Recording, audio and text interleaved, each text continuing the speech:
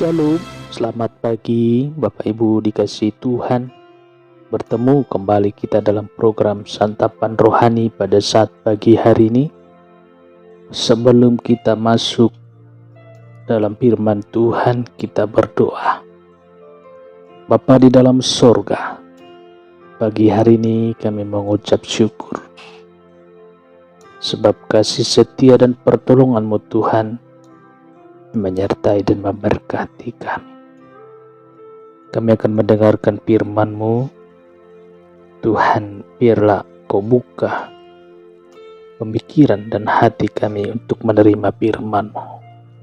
Di dalam nama Tuhan Yesus, kami berdoa dan mengucap syukur. Haleluya. Amin. Bapak Ibu Saudara, kita baca kebenaran firman dalam Kejadian 25 ayat 21. Berdoalah Ishak kepada Tuhan untuk istrinya, sebab istrinya itu mandul. Tuhan mengabulkan doanya, sehingga Ribka istrinya itu mengandung. Puji Tuhan. Bagi Tuhan tak ada yang mustahil, saudara. Arti berdoa artinya kita berkomunikasi atau berbicara dengan Tuhan. Apa saja yang kita bicarakan, saudara, bisa kita bersyukur dan berterima kasih atas pemeliharaan Tuhan kepada kita. Kita memuji dan mengagungkan kebaikan-Nya. Berdoa boleh juga memohon sesuatu yang baik terjadi dalam kehidupan kita. Saudara dikasihi Tuhan, apa itu kesembuhan? Pemulihan ekonomi dan usaha, kebangkitan semangat dan gairah hidup, dan keharmonisan rumah tangga. Ada juga anak Tuhan dalam berdoa tidak mampu berkata-kata, saudara. Hanya tetesan air mata membasahi pipinya. Akibat beratnya beban hidup yang harus dipikulnya. Tetapi ada juga yang menangis saat berdoa bukan karena kesusahan, saudara, tetapi hatinya yang melimpah dengan syukur.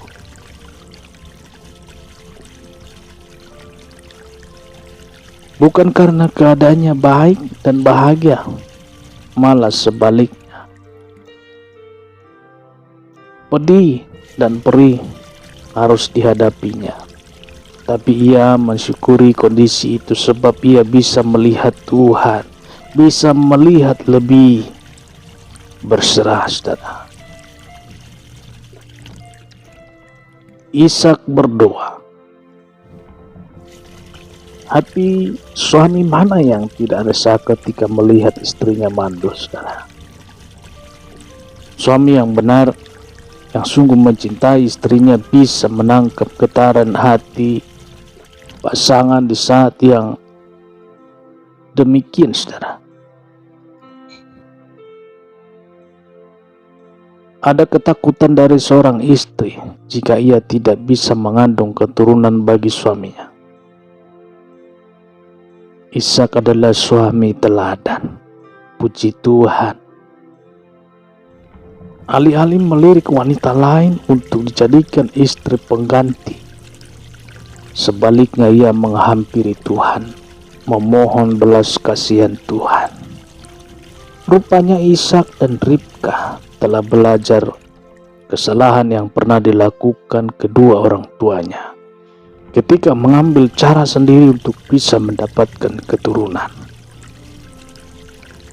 Ishak yakin bahwa Tuhan yang disembah, Elohim, adalah Tuhan yang menyediakan, Jehovah Jireh. Pada waktunya, saudara, Tuhan tidak pernah mengecewakan. Tuhan Ishak juga Tuhan kita adalah pribadi yang tidak pernah mengecewakan, saudara. Seperti firman yang tertulis dalam Yesaya 58 ayat 11. Tuhan akan menuntun engkau senantiasa dan akan memuaskan hatimu di tanah yang kering dan akan membaharui kekuatanmu. Kau akan seperti taman yang diairi dengan baik dan seperti mata air yang tidak pernah mengecewakan. Elohim, begitu bangsa Israel menyebut Tuhan, adalah pribadi yang sangat memahami kerisauan hati anak-anak, saudara. Dia terlalu peduli dengan beban hati kita, asal saja bukan untuk memuaskan hasrat duniawi semata. Ishak pernah mengalami kejadian dahsyat pada waktu ia masih remaja dan akan dikorbankan menjadi korban persembahan bagi Tuhan. Pengalaman ini sangat membekas dalam ingatannya, menerangkan keyakinannya untuk selalu menuruti maunya Tuhan, saudara. Tuhan tidak pernah salah dan keliru dalam bertindak, saudaraku. Tuhan tidak pernah merancang hal yang jahat, seperti janjinya yang harus kita jadikan pegangan hidup. Yeremia 29 ayat 11 mencatat, sebab aku ini mengetahui rancangan-rancangan apa yang ada padaku mengenai kamu. Demikianlah firman Tuhan, yaitu rancangan damai sejahtera dan bukan rancangan kecelakaan,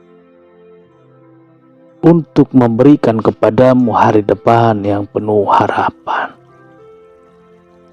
Saudara kasih Tuhan, kapan terakhir Anda berdoa? Apakah masih ingat, saudara? Atau sudah lupa karena bosan, saudara? Sudah sering berdoa tetapi belum dijawab. Begitu kata seorang anak Tuhan. Akhirnya berhenti berdoa. Jika kita yakin doa kita baik di hadapan Tuhan, jika kita yakin doa kita baik di hadapan Tuhan, maka jangan berhenti meminta kepadanya. Tetaplah berdoa. 1 Tesalonika 5 ayat 17 mencatatnya. Itulah nasihat dari Rasul Paulus, Silwanus dan Timotius kepada orang Kristen di Tesalonika, saudara. Bahkan Tuhan Yesus, sang penjawab doa, sampai memberikan perumpamaan tentang seorang janda yang mengajukan permintaan kepada seorang hakim yang lalim. Sewenang-wenang akhirnya sang hakim mengabulkan permohonannya. Lukas 18 ayat 1 mencatat, Yesus mengatakan suatu perumpamaan kepada mereka untuk menegaskan bahwa mereka harus selalu berdoa dengan tidak jemu-jemu, saudara.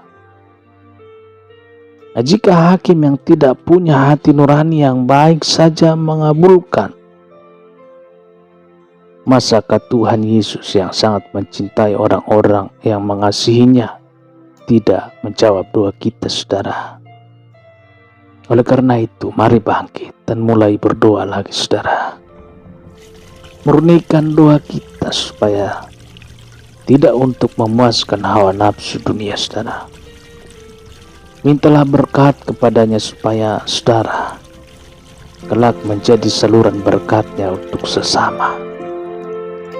Mohonlah supaya Tuhan memberkati usaha, pekerjaan, dan profesi saudara, supaya saat Anda sukses, supaya saat saudara sukses, saudara bisa menjadi penyalur berkatnya untuk pelayanan gereja Tuhan, badan-badan misi, dan bagi orang-orang susah, saudara. Doa Ishak dijawab sehingga istrinya Ribka mengandung. Bukan supaya Ishak punya keturunan, saudara, tetapi lebih penting daripada itu, rencana Tuhan digenapi supaya oleh keturunannya bangsa-bangsa diberkati sesuai rancangan Tuhan. Dalam Kejadian 12 ayat 3, Aku akan memberkati orang-orang yang memberkati engkau dan mengutuk orang-orang yang mengutuk engkau. Dan olehmu semua kaum di muka bumi akan mendapat berkat. Puji Tuhan. Kita berdoa. Bapa di dalam surga, terima kasih pagi hari ini kami mengucap syukur. Kami sudah mendengarkan firman. Tuhan, firman-Mu sudah kami dengar, biarlah ini menjadi kekuatan baru di dalam kehidupan kami. Seluruh para pendengar program Santapan Rohani pada saat pagi hari ini, Tuhan, akan melaksanakan aktivitas mereka masing-masing. Tuhan, berkatilah mereka. Perjalanan mereka berangkat maupun pulang dari tempat pekerjaannya, baik di dalam pekerjaan yang kuberkati, dibungkus dengan kuat kuasa darah Tuhan, supaya mereka, Tuhan, semakin hari semakin mengucap syukur. Kau sembuhkan, Tuhan, yang mengalami suatu penyakit. Dalam nama Yesus yang sakit disembuhkan. Berkatilah usaha pekerjaan mereka, ya Tuhan. Biarlah tangan kasih-Mu yang memberikan hikmat pengetahuan, sehingga mereka, Tuhan, mengandalkan Yesus baik dalam pekerjaan, dalam usahanya. Dalam nama Tuhan Yesus, kami berdoa dan mengucap syukur. Haleluya. Amin. Bapak Ibu dikasihi Tuhan, selamat beraktivitas. Tuhan Yesus memberkati. Salam sehat, salam hebat. Bertemu kita kembali dalam program Santapan Rohani esok hari. Tuhan memberkati. Amin.